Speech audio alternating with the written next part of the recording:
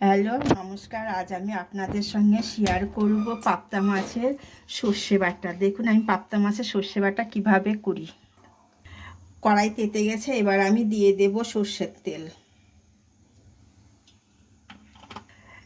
এবার দিব কালো জিরে আর একটা শুকনো লঙ্কা। এবার আমি দিয়ে দেব পেঁয়াজ। এবার আমার পেঁয়াজগুলো হাফ ভাজা হয়ে গেছে। এবার আমি দিয়ে দেব টমেটো কুচি।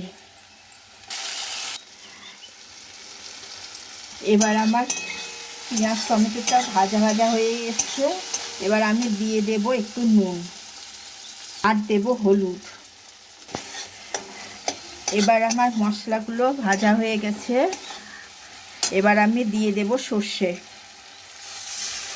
এবার আমি একটু জল দিয়ে দেব। এবার মাছগুলো আমি আগেই ভেজে রেখেছিলাম, মাছগুলো ছেড়ে দেব। না, আমি সর্ষের সঙ্গে লঙ্কা বেটে রেখেছিলাম, এবার দুটো কাঁচা লঙ্কা দিয়ে দিলাম। এবার এটা আমার হয়ে গেছে। এবার আমি একটু দিয়ে দেব সর্ষের তেল। দেখুন বন্ধু, এটা আমার হয়ে গেছে। এবার আমি নামিয়ে নেব। আর এইভাবে সর্ষে বেটে পাবদা মাছ খেয়ে দেখবেন। যদি ভালো লাগে একটা লাইক করবেন, সাবস্ক্রাইব করবেন। দেখুন বন্ধু, আমার দেখুন এটা আমার রেডি।